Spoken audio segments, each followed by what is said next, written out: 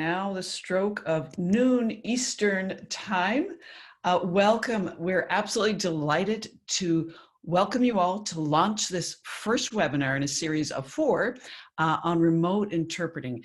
And today's one, this is your big bulletin board of the overview of the field. So you have a sense of what you need to know to get involved in it. And it's delivered by the amazing Katharine Allen. My name is Marjorie Bancroft. I'm the Director of Cross-Cultural Communications, or CCC for short. We're the only U.S. national training agency for medical and community interpreting. I'm also the director and founder of Blue Horizon, which is our online training platform. I'm your host today, so let me just quickly go over a couple points before we start, and I will hand you over to Katharine. First of all, you have a Q&A feature for questions. It's at the bottom of your screen. Look around for it. Please keep that open during the webinar and use it to type any questions you have for the presenter, for Katharine. She's going to be presenting for about 45 minutes and the remaining time will be for your questions. But if you have comments or questions for us, for CCC, please use the chat feature instead. And if you want to stay on after our presenter leaves at the end of 1 hour to chat with us, and me, we'll be happy to answer your questions about CCC, Blue Horizon, training, anything. By the way, yes, there are CUs for CCHI and ATA available. Just email us your requests for certificates after this webinar. And by the way, we know there's so many of you because we hit 1,000, which is our cap in 24 hours after opening registration. So there's a lot to remote interpreting. That's why we planned a series of 4 webinars on this subject. And all those questions we can't answer, you can see from the topics that we will try to plug in as many answers to your questions into the next 3 webinars. Without further ado, let's start. This is your overview of remote interpreting delivered by Katharine Allen. She's a national leader. She is co-president of Interpret America, practicing interpreter and translator, trainer, author. She's going to introduce herself, but I can tell you she's a beloved and honored in many ways, despite her age, even a historic national figure in our field. We're thrilled to have her launch the series. I actually can't think of a better person to kick it off. Katharine, the ball is in your court. Have fun. Thank you, Marjorie. Thank you to the amazing cross-cultural communications. And just, wow, thanks to everybody who's signing on. I can see we have almost 500 attendees, and that's really something. Just want to let you know that as the presenter, I'm not paying any attention to the chat or question and answer. The great CC team is doing that. So I'm really happy to have everybody here. I hope everyone's safe. I hope you're staying healthy as possible. And I hope that this webinar will provide something of value for you along with the entire series. So before I introduce myself even, I want to jump in and just announce what is the context for this webinar series. Who are we and why is this particular group doing this webinar series? And that's because actually we're a textbook author writing group that we have been working on the textbook, the much needed and non-existent as of yet textbook called The Remote Interpreter. And there's a writing team that's from Tatiana Sestari and Sarah Stockler-Rex from Marty and Boost Lingo, Dieter Runge and Carolyn Reamer and Danielle Metter, who brings in a very much needed signed language and perspective, and myself more as editor and overall kind of pull it all together. Marjorie and Cultural Language Press will be the publisher. So the Remote Interpreter is a textbook that's coming soon. We're super excited about it, but we didn't quite get it done before the pandemic. We didn't know it was coming, and we decided to pause for a bit and put together this series of webinars so we could get some of the information that's going to be in this textbook out to you in webinar format. And remember, this webinar is also going to be recorded and posted out for free afterwards. So it'll be an ongoing resource for you. So we're super excited to announce that. Now I'll introduce myself briefly. I'm Katharine Allen, as Marjorie said. Some of you may know who I am, some of you may not, given how many people have signed on. Basically, I come out of the community interpreting, healthcare interpreting side of the field, but I also received a master's in interpreting and translation from the Middlebury Institute of International Studies on the conference side of the field. So I have kind of a broad view of the profession, and I've only broadened that view by the work I do Interpret America, which is basically an advocacy organization for the profession to try and raise the profile of interpreting. We put on summits and blog and do events and sort of try and keep our pulse on the finger of things. And as Margie said, mostly I train and educate and write textbooks and put curriculum together. I basically spend my life in front of a screen tweaking PowerPoint slides. But that's a little bit about who I am, and I'm really happy to be able to bring this to you. And I guess the final thing is that I live in remote rural California. My language pair is Spanish and English. People always want to know. And in some way or another, because I've been living remotely and rurally since the 1990s, I've also been working and living remotely for quite a long time. So I also want to give a nod to this journey that I myself have had. You know, when I coming out of the community interpreting side and healthcare interpreting side, the whole concept of remote platforms and technology for me was something that I didn't have a lot of easy access to. So I've been incredibly fortunate to partner with my co-president at Interpret America, because Barry Slaughter-Olson really is a tech guru. It's something he's specialized in, and I have come along with him and learned a lot over the last 10 years. And that is why I am kind of I have a feeling that I may share a lot of background with many of the people signing on. You know, especially if you're an interpreter who's trying to figure out how to get up onto remote. I know what that journey feels like. And my goal today is to give you just a very broad overview. The other webinars in the series are going to give you more detail, but I want you to really understand where remote interpreting fits in our profession so you can figure out where it fits for you individually. So that's me, a little bit of introduction. I'd like to now take just a moment to ask you to put in the chat box what state or country you're logging in on, where you're watching from. And I might, you know, give that, maybe Margie can chime in and just say what you're seeing. Are we seeing, you know, lots of states, countries? What's flowing into the chat box? See, she has a chance to look at it. I see lots and lots of people putting it in. I guess actually I can open my chat window for just a minute and look at it. So let me look at it and we'll see. All right, so kind of from all over. All right. It's going to be really nice to have when we look at the data in the chat window to know sort of all the places you're coming in from. I'm seeing lots of states, some other countries, but mostly from the United States right now. Awesome. Well, welcome from I know probably you're all chiming in from your home, and it's really nice to have that, you know, have you here. Now we're all connected virtually. Okay. I also want to run a couple polls here. I'm going to initiate them here. And the first one is to be a poll about just asking you what you do. So I'm going to launch this poll, and you should be able to now see on your screen this poll and have an opportunity to fill it in. I see you guys are filling it in. So I'm going to just give this, you know, a minute or so, maybe even less, just see everybody's doing it really fast. But as predicted, Katharine, it is a huge percentage of interpreters. Yep. But quite a few.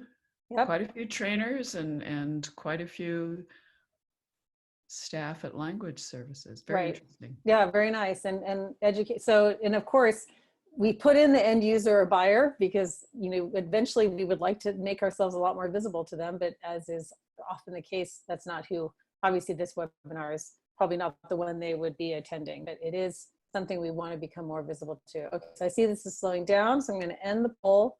And I think if you are other, feel free to write what kind of service you work with in the chat. We'd be curious. Yeah, that'd be great. So you can see lots and lots of interpreters, quite a few language service employees or owners, and quite a few trainers. All right, so hopefully this information will be targeting you well. And we're going to move on to the next poll that, let's see. I'm going to close this out and see if I can find the next poll. Relaunch poll 1, poll who's here, and interpreting services. We're all learning. Okay, we're going to allow the panelists to vote too. All right, everybody, we're going to launch a poll here asking you about your interpreting services, what kind of services do you provide? I thank you for starting to fill it out. Got about 600 people on the line, which is great. And so we're seeing and I know you can't quite see this yet, but I'm seeing more like a lot of conference a lot of healthcare, a lot of nice spread, we have a lot of really nice spread here. It's fascinating. Fascinating. I think, and I do think you guys did set this up so people could vote more than once, right? Yes. Yeah. Okay. So I think we're also seeing the indication of a lot of people working across different specializations, which Absolutely. 10 years ago wasn't that common. And we have, so far we've got about 4%. We've got about, just give us about another 10 seconds. We've had about over 400 respondents. So more than half in medical. Yep. Just over. Yeah, over. and more. And the next biggest group is legal and then conference. I'm going to end the poll so you can see the results, and you can see, should be able to see the results here. Really interesting. It's really actually not as common. It's sort of a new thing to have a lot of conference interpreters sitting on calls with a lot of healthcare and legal interpreters, and it's also a new thing to have so many educational interpreters all together in one place. So I think it's a great achievement just that this webinar has done that. All right, so I'm going to move on because that kind of gives us a sense of who we are. And I'm going to try and close out of the poll so I can see. So we just ran the 2 polls. Now we're really going to sort of start diving into the presentation, but it really helps us to know, helps me a lot to know who's actually watching and listening. So today, this may seem a little bit basic, and how is she going to talk for 45 minutes on this, but I'm actually probably going to have trouble getting through the amount of content I have. But we're going to define our terms so we understand what we're talking about.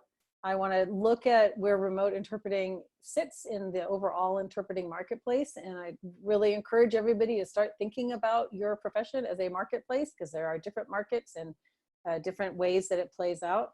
And then we're not going to do a deep dive into the platforms in the sense of teaching you how to be on them, because that comes in the later webinars. But we look at sort of who's running these platforms, how do what's the communication flow, who are you talking to even be interpreting on these platforms.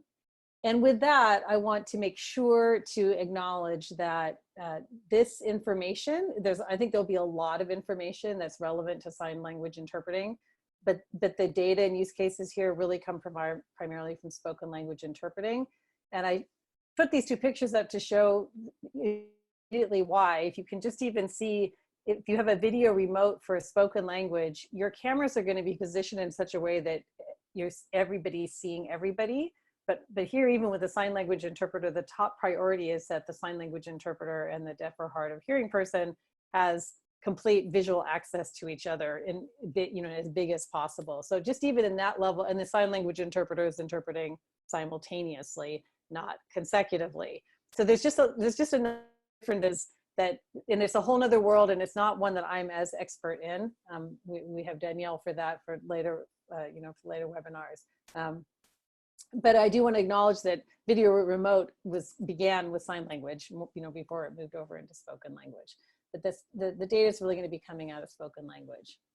So let's talk a little bit about these definitions. Again, this is kind of like the boring part of the classroom where the teacher puts the definitions on the board, but they're actually really important to help you not be so fuzzy, and not help any of us not be fuzzy about who is doing what and plays what part with the remote interpreting. So, okay, I now had a poll re-pop up. I'm going to put that away. So you've got, you have a language service company or provider, or an interpreting service company or interpreting service provider. There's a lot of debate about what we're going to call these things, and people have passionate feelings about it. But for the purposes of today, I'll probably be saying a language service provider or company. And basically, you have to think about where remote fits into this. For language service company, that offering remote interpreting is, usually just one of many services that they offer, which typically includes some kind of translation or localization, other kinds of language services. Language service providers want to solve their language barrier problems for their clients. And so they have to kind of fold in all these different services, and remote interpreting is just one of those, right? An interpreting delivery platform, when you're not talking about face-to-face and you're talking about remote interpreting, you have to have some kind of platform for people to connect the interpreter to the conversation. And so the sort of term that's starting to come into play is an interpreting delivery platform. It's more accurate than remote platform. I mean, this is just essentially the technology solution, right? That we're of the interpreting, and it telephonic, it may be video, it may be a mix of both, right? And then white labeling is also a really important term, because especially from the interpreter point of view, you may sign up with, you know, XYZ company, and they have their own, you know, interpreting platform, but actually they're using somebody else's platform. They're white labeling it. Another company is renting, you know, is giving them the use of that platform, and then they're calling it their own. It's a very common practice because it doesn't make sense for every single company to create their own. It's way too complicated, requires too much technical expertise. Catherine? Yep. Sorry to interrupt. There's been a request if you could either speak more closely into the mic or adjust the output volume, because someone is at 100% volume and would love to not have you cut in and out. All right. That's great. Other people should say if that's an issue. If it's not, then it may be the connectivity on the other end. If it's only one person, but I absolutely want to be able to be heard. And I'll just look at my mic. Do this really quickly. She reports that with the change, it was great. Okay, so I'll just move this and up. says thank you, and I can hear you actually more clearly. Great. So, and I apologize. I should be having. Sorry, let me get this up now. I'm going the wrong way here. So I should have a headset on, and my headset also, so for those of us in quarantine times, I am quarantined not at my actual home. I'm quarantined with my daughter, about 5 hours away from my actual home, and I did not bring my headsets. I can't believe I didn't. So they're being mailed to me. So I'm doing the bad and connecting with buds. So I do apologize, but I acknowledge that it's not best practice. All right, so let's look a little bit at these definitions for remote interpreting. We typically, you know, you're going to hear a lot in the rest of this presentation: OPI, VRI, and RSI. And, you know, OPI is over the phone interpreting. And I think this is the, you know, the oldest and most common, and people understand this is when you're providing interpreting services over the phone. This is very widely used in the United States in the healthcare and community interpreting, and also in court and legal settings, and also for financial and many, many other kinds of service settings where you're trying to provide a service. And then you have video remote interpreting, which is a newer service, and, you know, as platforms have come along, and this is when you're providing interpreting over video, everyone can see each other. With sign language, you're using it sign language interpreters are using the simultaneous mode, because, you know, there's only actually one spoken out loud communication stream happening, so it's, you can take advantage of only having one audio channel. Video remote interpreting is usually done with consecutive. For spoken language, it only has one audio channel, only one person can speak at the time. You can't hear two people speaking at once. And then remote simultaneous interpreting solves that problem for when you need to be able to have multiple audio channels.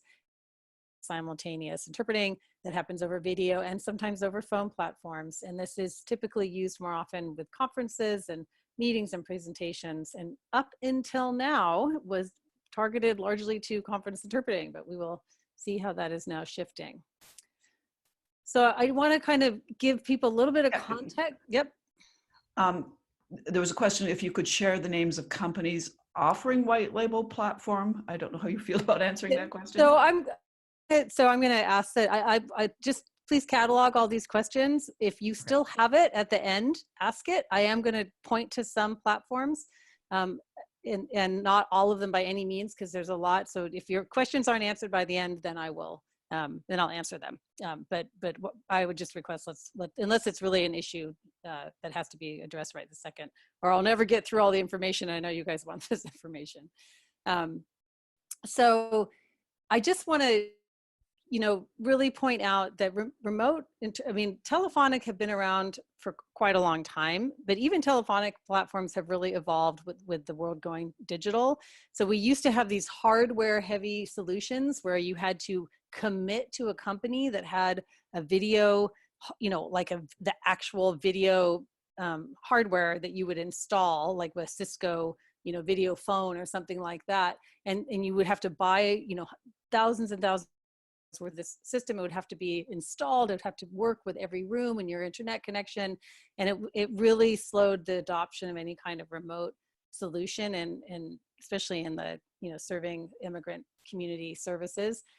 But then we have the advent of the digital age, and all of these platforms in the last 5, 6, 7 years have gone to cloud-based platforms, which means that now we just like Zoom, right? it doesn't matter. I'm sure many of you are, you might be connected on an Android phone, on a tablet, on your laptop, on a all different kinds of manufacturers of different kinds of operating systems and, computer and devices, and we can all connect to Zoom. Well, that's what's happened with the video remote platforms, is that now they've all gone to the cloud and you connect to an internet enabled device and browser. And so let's just understand, when you feel incredibly frustrated that there's so much variety and there's no consistency, if you the life of the evolution of a service, for in some parts of our field, we literally have access to these platforms and use of these platforms, and even the development of how they need to be play out is in their diapers. I would say that's really true for educational interpreting in particular. Nobody's really solved how to do an IEP meeting or a special education meeting that's, with a video, with a remote platform. So there's a lot, like, they have all the solutions. None of them are perfect. In some parts of our field, we're kind of getting, maybe we're a teenager, we're getting a young kid, and in other parts, maybe we've gotten all the way to the point where the platforms are truly professional and more developed. And I'd say that's true, of many of the VRI platforms and RSI and how they're being used in healthcare or in conference. But just keep that in mind, because when people raise their hands and when we feel so frustrated, how come it can't just be one way? How come there's not just one way to do this? Well, it's because people are investing and inventing and responding to the market and responding to need, and you get lots of variation in there, which is good on one hand and really hard on the other if you're trying to adapt it. Okay, so I'm going to do one more chat question, and I suspect this is something that I'm going to ask maybe Marjorie and her team to digest a little bit as it comes through, because even if I look at the chat, so many of you are attending that it just flies by. I can't even catch the sense of it. But please do type in what is your biggest challenge switching to remote interpreting, and for the trainers on the call, what is your biggest challenge training? I'm assuming that's part of what you're looking is, like, how do I train on these platforms? And that is actually a whole nother webinar, or, actual, training for trainers for that. Please just go ahead and be putting that in as I work through, the rest of the presentation. All right, so now this was kind of the end of the definitions, and let's understand a little bit about the use of these platforms. And now I want us to think about where does remote interpreting fit inside our industry. And it's actually, this is really important because of what's happened with the pandemic. It's one of the reasons why we've seen the screeching halt to services that we've seen is because we don't have a coherent way to access remote interpreting ready to go. But let's think about how big this industry, and it isn't, it's not just a profession, it's, there's providers and services and technology and products, and, it's an industry, it's a big one. In 2019, it was almost 50 billion. The projections, was that there would be about 56.2 billion. It's been growing about 8% a year. It's one of the fastest growing fields in the world, and has been for a long time. It's bigger than, the entire recording industry, for example. The music and recording industry is smaller than the amount of money generated by the global language industry. And I think it's important to sort of understand that. Of course, we have no idea. Oh, and the other part, the important part of this industry is the language technology that's part of our industry. And that is all these people who are creating the platforms and and many different kinds of technology that is now being used, including machine translation and the new applications of artificial intelligence. So will we keep growing 8% a year? Will 2021 reach 56 billion? I mean, nobody knows. Now we have no idea. Demand has cratered in some areas. It's been blocked. The demand, actually, I don't know if the demand has gone away so much as it's been blocked off and throttled off because there's no more on-site interpreting right now. We don't know how long it's going to take, right? So these are big question marks. So that's sort of the size of the market. I kind of want people to think about what is the most dominant kinds, what are the most dominant kinds of interpreting in different parts of the world, right? So one way to think about the markets that Barry and I think about is that there is a market that's all about compliance, especially in the United States, where you have laws that require language access for immigrant-based access to services, right? So for people, the immigrants who come to your country need access to service, and out of that, you need access in health and community and legal settings. And this we sometimes call the compliance market, because typically there's legislation. Where it has developed, it's because there's legislation requiring it, and where it's just being done on an ad hoc basis, there's not legislation. So this is what the US and a lot in Canada too, although Canada has a lot of conference. This is the big dominant market in the United States. We are the place that, you know, does this, but we're not the only place. There's very well established, you know, language access in parts of Europe, especially in Northern Europe and in the UK, and also in Australia. There's some of our field of community interpreting and healthcare interpreting. You know, these are areas where we originate. So you think about, you know, where is this taking place? Because this is who your vendors are, and these are who your language service companies are focused on, right? And in this country, for the most part, it's actually immigration based.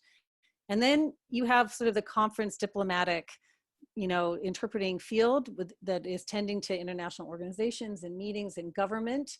And this is really kind of the heart of this profession is in Europe, all the way through Europe too. And of course, it's in the United States and it's in Latin America. It's probably the dominant market in Latin America, but in the US, it's 10% of the market. So, you know, if you're wondering why you haven't seen these RSI platforms very much, you know, in your healthcare interpreter, it's because they've been developed mostly by European companies. There are some standout US companies as well, but it's been servicing that conference market. And then you've got, you know, you also have this big business private market. And when I think about Asia, I know there's just so much interpreting is taking place, you know, in the sort of private enterprise and the big companies. And of course, there's a huge connection between business and conference, and often conference interpreters are the people tending to the business market as well. We don't have a lot of data about the business market, but so that kind of gives you a sense just to show you, just like, okay, where is this happening? And remember, all of these things happen everywhere, but there are your structure of who's paying for your services, you know, it's different country to country and laws to laws, right? It's different wherever you are. So when you think about the workforce, let's think about what that means. You know, if we are primarily tending to immigration-based services in the United States, well, the vast majority of interpreters working in the US are legal or healthcare and other community interpreters. You know, and this includes sign language, includes education, and you know, this is the interpreting workforce. This is a pretty new interpreting workforce. We do not have, there's many parts of our profession that are not very well developed. We don't have uniform education levels. We expect people to work with very low levels of formal education in our field. But on the other hand, we've got quite formalized ethics and protocols. We actually have some of the most formalized certification processes, but we don't get paid very well, right? And that's a problem, especially right now. In the conference and diplomatic markets, the norm much more is that you will actually have a master's degree. You will have highly advanced modal skills. You're lucky enough to have been around longer and have been able to negotiate really good formalized working conditions, including the kinds of booth and technology that you use when you're interpreting, and you get much higher pay. So this side is probably, you know, it's the most developed side of our field, and you know, there's a lot that we can learn from how they've been able to, you know, improve their working pay and status over time. And in the business private side, like I said, it's mostly conferences. In the US, a lot of court interpreters, because they have simultaneous, will also take these assignments. There's not a formalized ethics in business interpreting. The standards are applied. You may have really, you know, use of very highly qualified interpreters, or you may be using bilingual staff. We don't have a lot of data actually on the business private side of what the workforce looks like. So let's think about, you know, if this is what was happening, you know, this is kind of how things are laid out, you know, January 2020, and then along comes, you know, this pandemic. And this is just a recipe for disaster. And let's look a little bit more at the data, why this has been such a recipe for disaster, right? We do know, and we have known for quite a long time, that about worldwide, 75% of linguists, interpreters, and translation report that they are self-employed. They're independent contractors in one way or another. And the other thing that we known from research, and the NIMSI and CSA research are two of our people who do research about our workplace. We know that remote interpreting, look at the yellow. Yellow means on site. The yellow means people working face to face without any kind of remote platform. And that, for the most part, this is just one swath. It's kind of the US, Canada, and Europe. But you can see that it's just almost on-site dominates, except for in a few countries that have more penetration of remote services. And so what happens when literally overnight, right, there's no more face-to-face, right? We've lost our face-to-face interactions overnight, and it just basically brought our industry, our work, to a screeching halt. And we know this too, because a couple of weeks ago, through Interpret America, we held a big online forum that 1,300 people attended, which is amazing. I mean, we were just seeing the desperation, the distress, and how many people are attending these webinars. And we asked them, since the outbreak, so this is March 26th, this data was gathered, over 600 people sort of answered this question. So we had people connecting from all over the world, and how many work cancellations have you had? And you can see that if you it's anywhere between, the majority are between 11 and 21 or more cancellations, and and then if you even between 6 and 10 people have lost their work.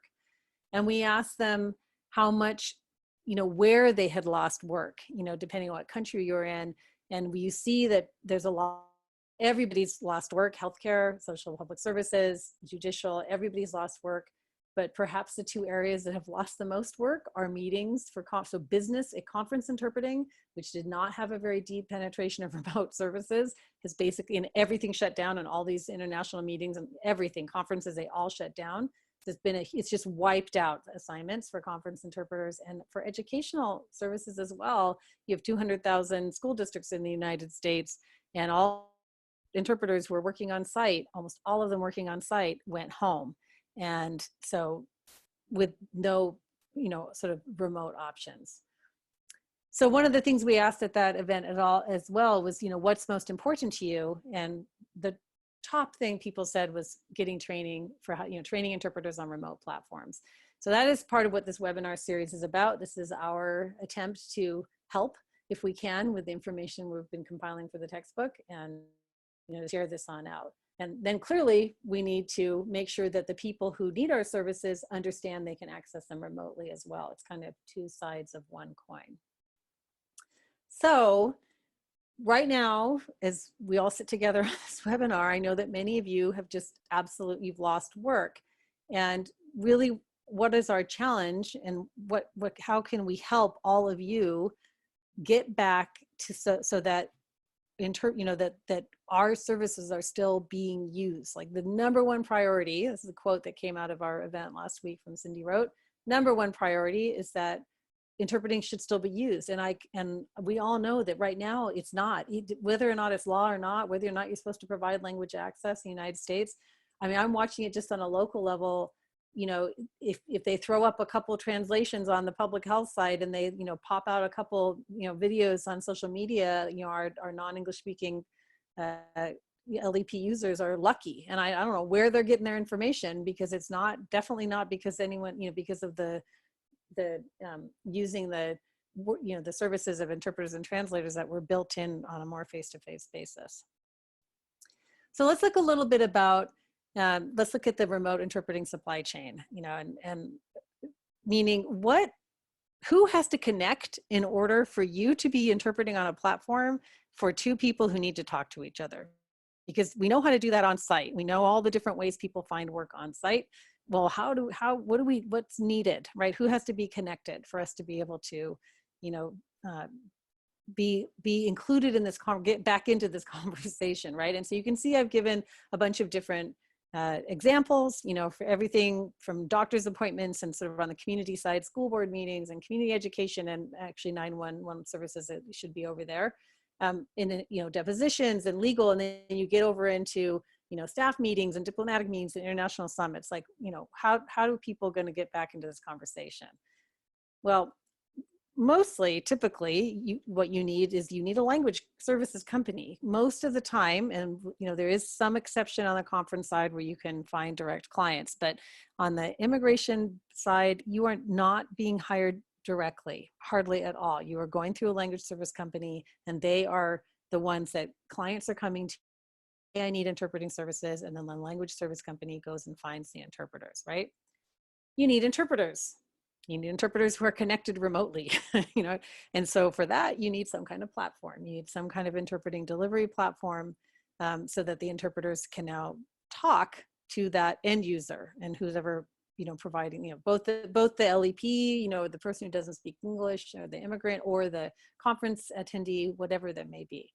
And then, underneath that all, we still have what undergirds our profession. We've got legislation. We definitely need to help trainers get people trained up, and we need the support of our professional associations, and many of our professional associations are providing really great support through this time. It is going to take all of us in this chain, to get language back into the conversation.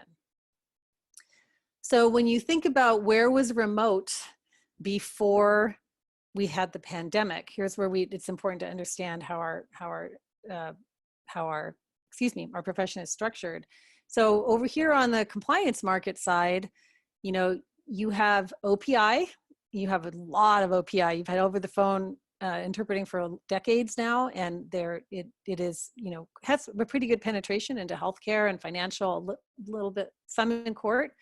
And then you have a situation where, more and more you were seeing video interpreting has been being a hugely controversial service, right? Because people are rightly debating when things should be face-to-face, when it can be video. But you have probably the most amount of remote interpreting in the healthcare and, healthcare side, actually, and somewhat, but much less in the court, because the courts have been pretty resistant to it for a lot of reasons. And then you've got educational interpreting that, from what I can tell, there's actually very penetration of any kind of remote platform at all. There's not VRI in use, except for perhaps with the sign language interpreting. It's probably telephonic. If they've got any kind of remote at all, it's going to be telephonic. This is a low paid form of, remote when you're using remote interpreting, it's pretty low paid. It's by the minute, and maybe by the quarter hour, depending on what you're doing.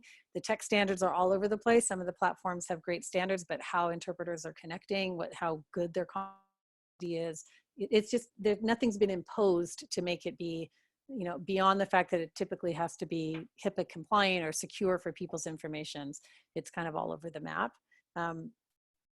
In conference, there's been a lot of resistance to this. It's a lot of resistance, and for a lot of reasons.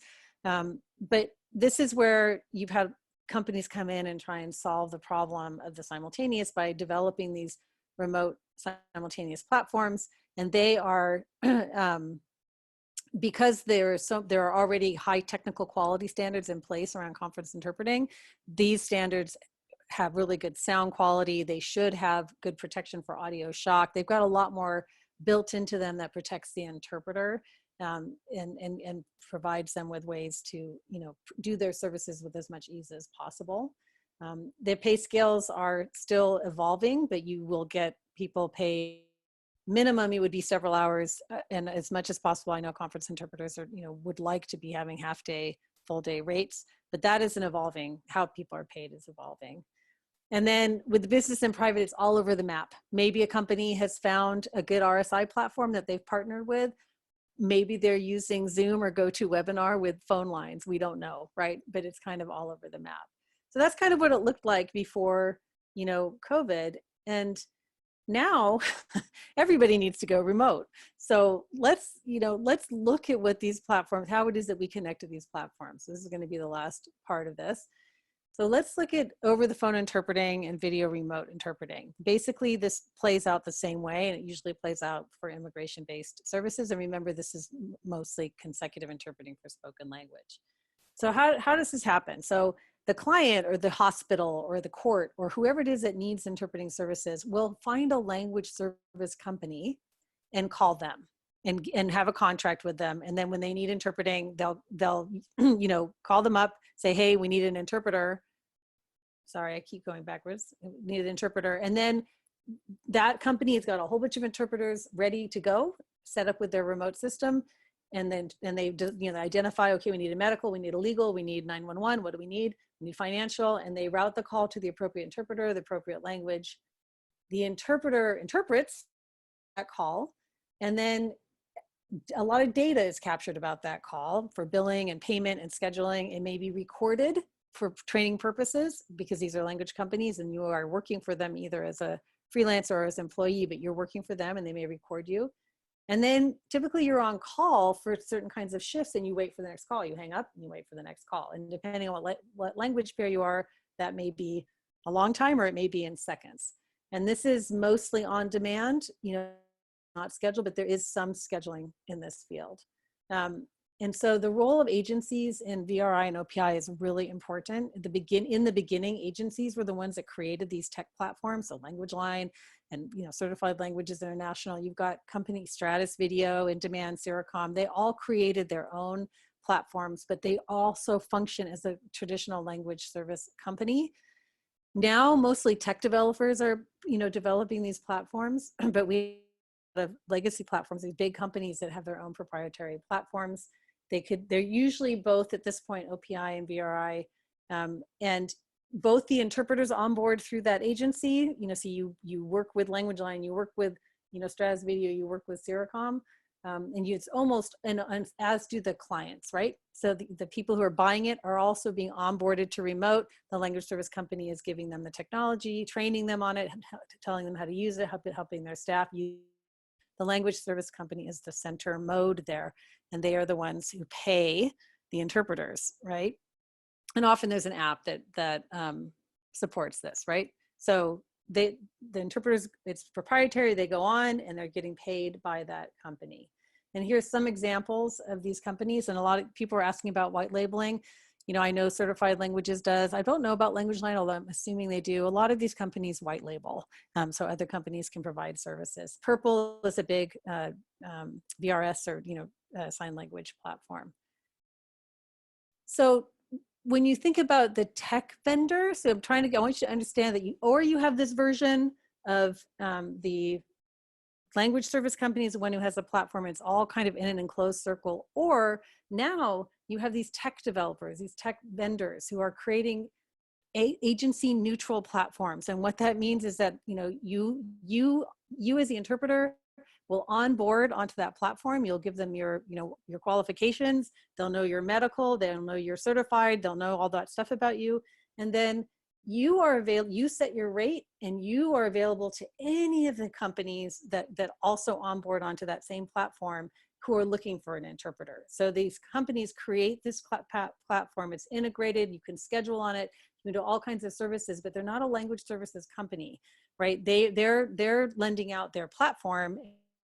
Are using them and the companies are using them, and typically it's the company that pays a fee for the rental of the platform. And interpreters are the ones who set their rates and get paid by multiple clients, right? So this is kind of a disruptive, you know, but now pretty common model in the field. And the big platforms, you know, some of the big platforms in the US are BoostLingo, Interpreter Intelligence, and Schedule Interpreter. I'm not promoting any of these. It's just to give you an idea of who these are, because I know that's what you want. And I am paying attention to the time, Marjorie. It's going to take me another 5 minutes and then we'll start question and answer. So really to try and get in your head that for me, took me a long time to really understand that, you know, it's like, okay, you've got language service companies that have their own proprietary platforms, and you go into their world and you become a Language Line interpreter, and you may also be a Seracom interpreter, and you may also have but you are, you know, you're part of their database. But on these other platforms, you're just on the platform and anyone can find you, as long as they're connected to BoostLingo, they can find you. And if they, you know, and you can accept or not accept the assignment if it comes into your box. Where do interpreters work? We're going to do a lot more in the other webinars around this, but just for the OPI and VRI Interpreting Workplace, you can either be in a call center. The call center can be hosted by the company, or it could be inside your workplace. This is, I believe, a picture of a Stanford hospital call center, or Kaiser, excuse me, this is a Kaiser call center. So hospitals have created their own call center. provide their own remote, to all their clinics and other outlying bodies. So interpreters are doing both remote and face-to-face. Or you might be working from home in some kind of home workstation. And when you look at how it's delivered on the other end, people will see you on some kind of screen, or they may be using dual headsets and phones, but they're receiving you. Typically the doctor and patient, or the client and the provider and the service user are in one room, and the interpreters. And then that plays out just a little bit differently in legal, because in legal you actually have to have multiple cameras and multiple channels. So it's kind of a hybrid system where you can do consecutive when you're interpreting interpreting out for the defendant, but you're going to be doing simultaneous. You have to have a way to be able to talk privately between the client and the lawyer, the defendant and the lawyer, and you also have to be able to see the courtroom.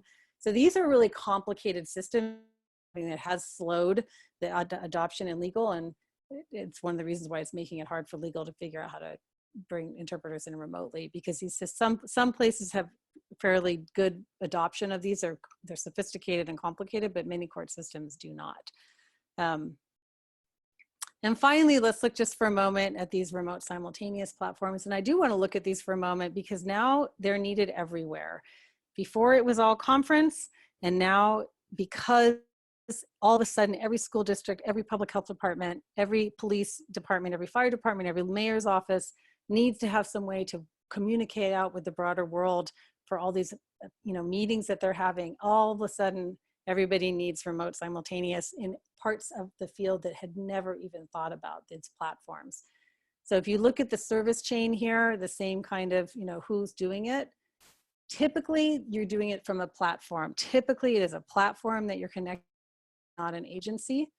You are onboarded on and trained to that platform.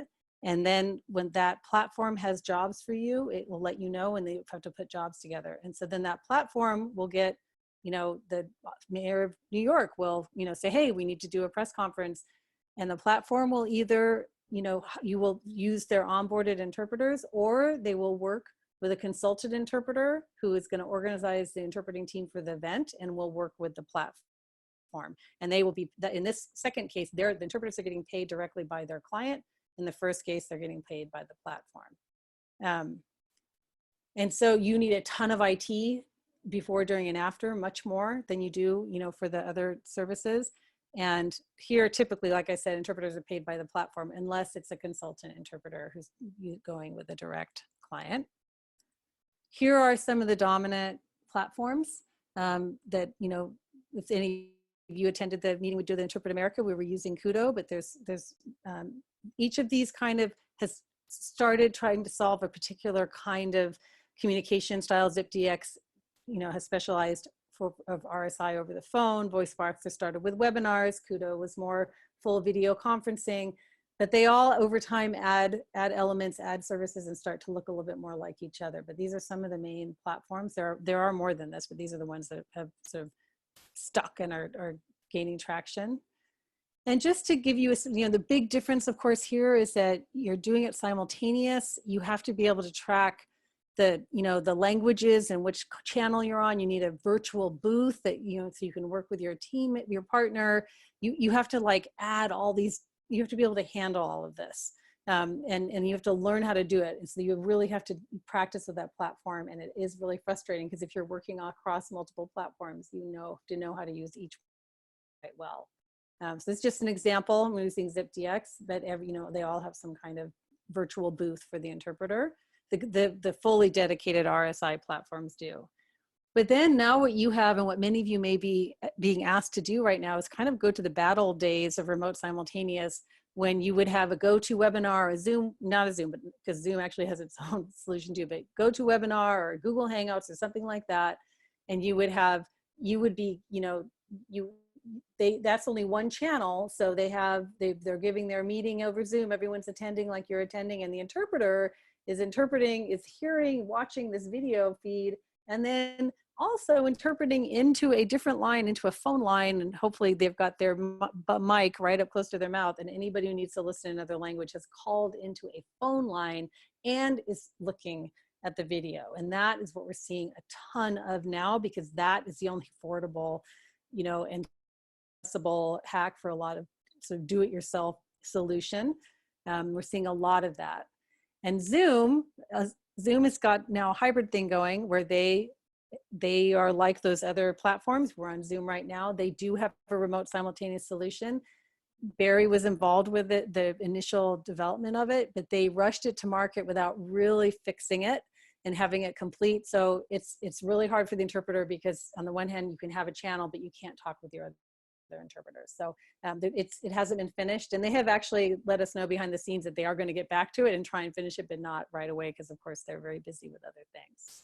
So to give that's kind of your rapid run through the universe. What we're seeing during the pandemic is there's a lot of pain because we all have to figure out how to onboard. If we do onboard, is there work? And if there is work, it's paid a lot less. So this like race to the bottom for how much to do what is much, arguably harder interpreting is really coming back to bite us, because I'm seeing so much like interpreters are just lamenting the fact that, okay, well, I have work on remote and it's paying me half, it's paying me a third. Already where we do have standards that were wobbly and just getting underway, they're at really high risk because everybody's throwing together solutions that might work for the end user, but are really hard on the interpreters. And my biggest fear is that these everyone's going to learn how to do it with the lowest possible quality, and then we're going to have to go back and try and convince everybody not to do that over the long term once this crisis ends. And the other thing we're seeing is, I think it's very clear to all of us, we have no idea when on-site world is going to go back in. I mean, we may, get out of the woods with the pandemic and still be working from our homes for quite a long time. So there's going to be some kind of new normal, and we don't know what it is. And so it's, it's anxiety producing. So this is what I'll leave you with right now. And then our other presenters are going to leave you with lots of more detailed advice for how to, do this. But get to know your whole profession, figure out where you fit, where can you grow, take a real inventory of your interpreting and tech skills. If you want to keep working right now, you actually have to upgrade and update. There's a ton of all free training, take advantage of it. All of you on here are doing that.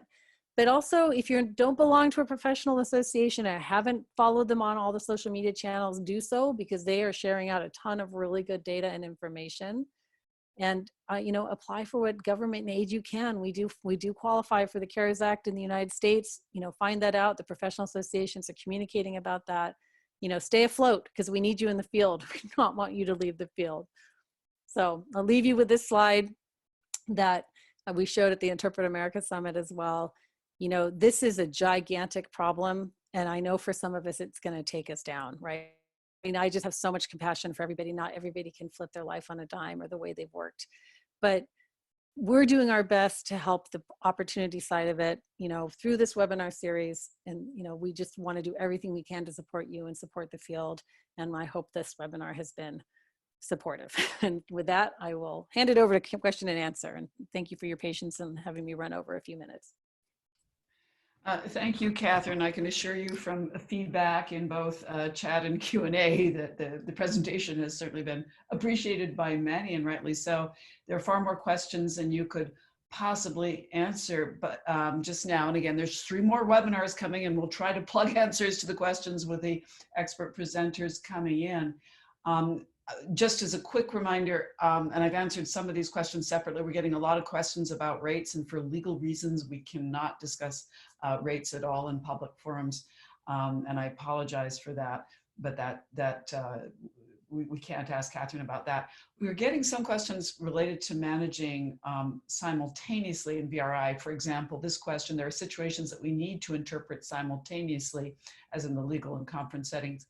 How does it work on VRI? And maybe you answered that question in the presentation. I'll answer it again. No, I'll answer it again. So basically that's that do-it-yourself. It doesn't work on VRI. Yes. I mean, it doesn't work because VRI has one audio channel.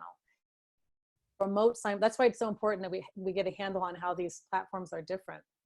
The remote simultaneous platforms provide multiple audio channels, so that, for example, if we were using the Zoom interpreting option, you as a user, would have seen the Q&A button, and you would have seen a little language button, and you would click on it, and you would click on the language you want. That's an example when you have multiple audio channels integrated into one platform where the users can all be in one place and get their language needs met.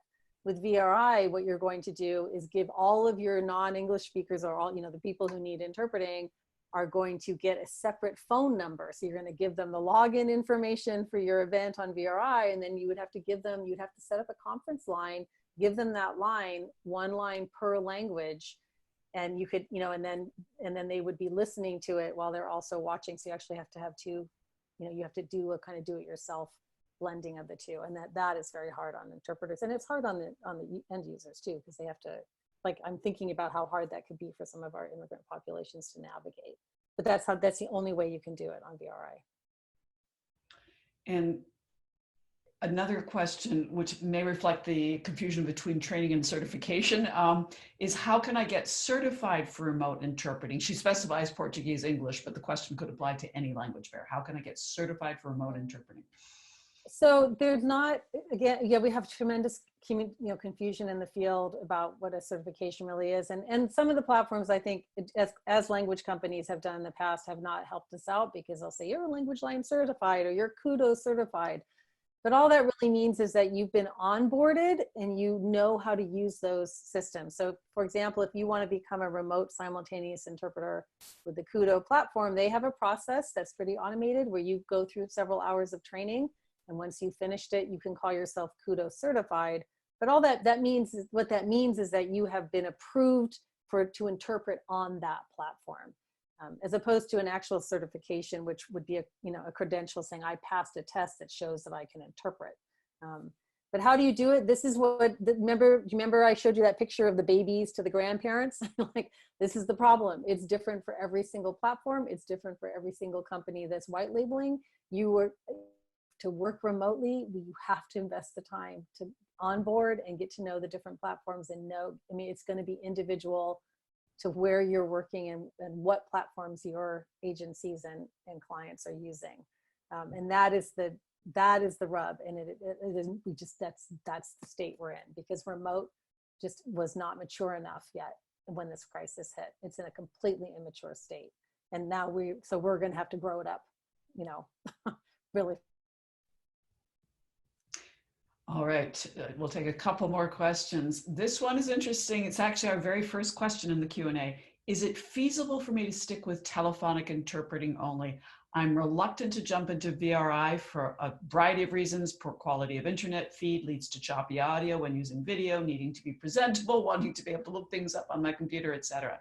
If I don't do VRI, am I missing out on significant work?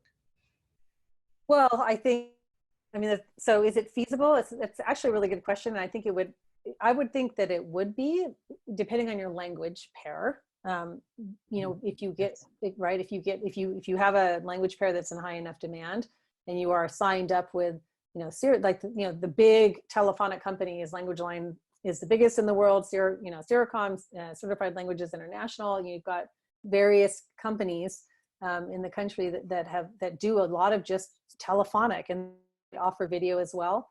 Whether they will allow you to just remain telephonic, that's internal, and I actually don't know the answer to that. It's a really good question, and I know who I could ask, so we should maybe flag it, Marjorie, and try to answer it later on.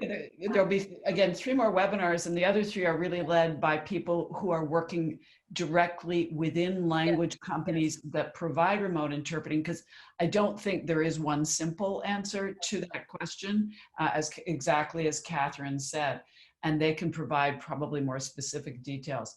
But the last question. I was going to say, I'm just going to say one more thing to that, but it is something you have to determine. I ironically don't provide a lot of remote interpreting because I don't have good internet in my actual house. So to do it, I have to travel, 20 miles and get to a friend's office to be able to do it. So if you don't have connectivity, you can't do it. It's a little bit like if you can't hear, you can't interpret. It's like if you don't have good connectivity, you can't do remote interpreting. So that's foundational. That actually is the ultimate answer. I stand corrected. And the last question I just love, I don't know if anyone can truly answer it because we'll all have different answers, but it's a great question. What is an ethical way to express that this job is essential during the time of COVID-19 and any disaster? Oh my goodness. I mean, that's going to depend. Yeah. I mean, I think that's why we provide that quote by Cindy. It's like, it's essential that interpreting be part of it. You know, one of the things that we committed to with the Interpret America Summit was to create a clearinghouse website called remoteinterpreting.info, where we are going to try to answer all those questions with, you know, professional copywriters who are answering those questions for the end users as well as for the interpreter. It's going to depend on who you're serving. That resource hopefully will become available next week, fingers crossed. But we're doing everything we can to try and get more visible with that need. So I don't know how to answer it either, because it depends on who you're serving, but just think of it. I mean, I think just find really good metaphors. You know, for me, it's like, it's the appalling of lack of access, you know, in healthcare right now, for example, is just, you know, where, you know, that now providers out of sheer necessity they're not motivated to use an interpreter for access's sake. They're motivated almost purely for service sake. So they will use an interpreter for consent, to communicate with family around death, and not much else, because that's all they can do, right? So it is essential that we find our way back into this flow. But I don't, you know, it's not an easy answer. I'm sorry. Well, there's simply no meaningful way to provide services effectively, whether they're life and death services like healthcare or liberty or incarceration for legal, or a conference that functions or doesn't. It seems in every aspect of life, we all need a voice if we're going to do anything meaningful at all. And none of those laws have changed, by the way. If you're in the US, like our language, Title VI is still standing. The requirement for language access still stands. None of that's gone away. So that is a good argument. Like, okay, we get in the crisis, this is slid, but it has to be top priority to get it in place, for everybody. Yeah. It is indeed essential. Thank you so much for that question. Thank you, Katharine, for this extraordinary presentation. I guarantee you from our chat feature, from the Q&A, that it has already been hugely appreciated. Yes, as I've answered a million times, with pleasure, we will be sharing the link to the webinar. We will be posting this webinar to the Blue Horizons website, and you will be more than welcome to share it with others. I'm sure many people will eagerly watch it long after the fact. Katharine, thank you so much for graciously providing this as a service to the community, the interpreting community itself. It's very generous of you, and we're very grateful. Oh no, my gosh, it's like, we're gonna do this together. We are gonna do this. The only way. We love our profession. We have to. We're gonna step up to this challenge. So this is our way of trying to help with that.